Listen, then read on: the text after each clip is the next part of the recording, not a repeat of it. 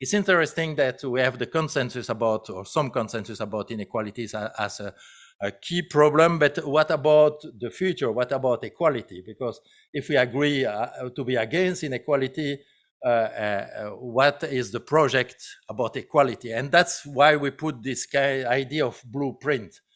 You can't really only talk about an equal society at a macro level. You need to talk about an equal society in the daily reality of working people. And that means making the workplace equal. And how do you do that? Then you make sure workers have a voice. Knowledge and historical knowledge is absolutely key, to reopen the discussion, to exit neoliberalism and to avoid that neoliberalism be replaced by some form of neo-nationalism like what we have in a number of countries. Consider facing this situation is that all issues such as the choice of a CEO, setting major strategies, profit distributions, all those decisions are just too important to be left to shareholders alone. And the first element we need to consider if we want to implement proper solutions is that what kind of approach we have to the issue of inequalities and building equality. Too often, unfortunately, the element of addressing inequalities and building equality has been a compensatory approach. A great paradox over time is that while there is a general consensus that growing inequalities are threatening social, economic, and even human development, there appears to be little collective reflection on what action should be taken in order to redress this state of affairs. Inequalities are rising everywhere in Europe, and inequalities are rising also within generations and between generations. So it's mostly also young people queuing up in these social markets and struggling with their mental health.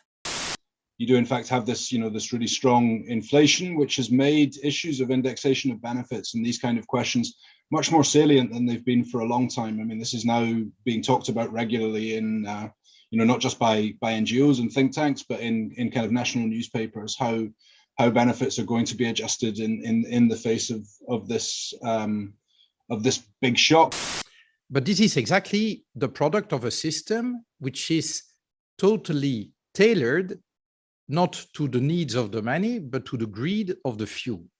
That's fact. Look at our taxation systems, look at the labor market organization, look at the financial regulation or lack thereof. The idea, and I think you were the one citing this really bullshit expression of trickle-down economy, which is of course a lie.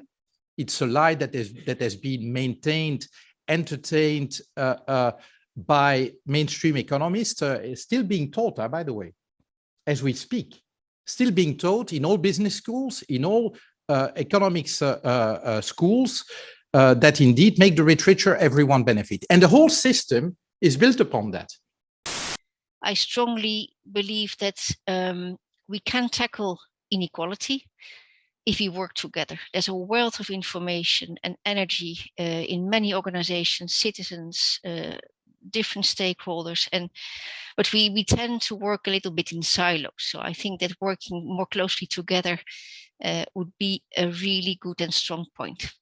I'll start with the donut, and I want to start by saying, of course, at the focus of the donut here we have climate change, but I want to consider climate change as one of the critical life support systems and recognize that as we deal with the climate crisis, we must also deal with the ecological crisis.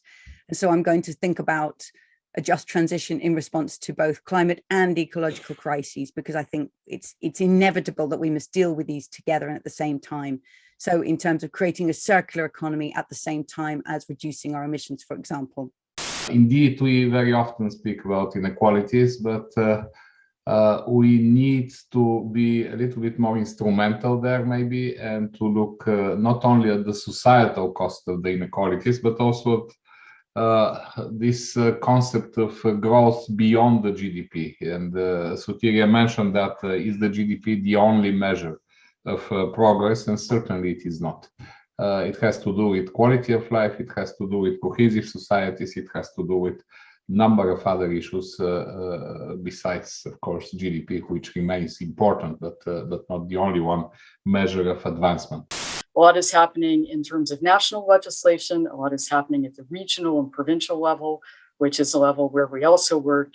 We have a cooperation with C40, the Global Organization of Cities. There are a lot of mayors who are interested in just transition. And looking across the trade union movement, I feel pretty good about the movement as a whole, because I feel that we have actually worked hard over the last 5 to 6 years so that pretty much all parts of our movement understand that climate change is a thing and they understand what just transition is. So Martin Luther King Jr. said that capitalism is a system that takes necessity from the masses to give luxuries to the classes.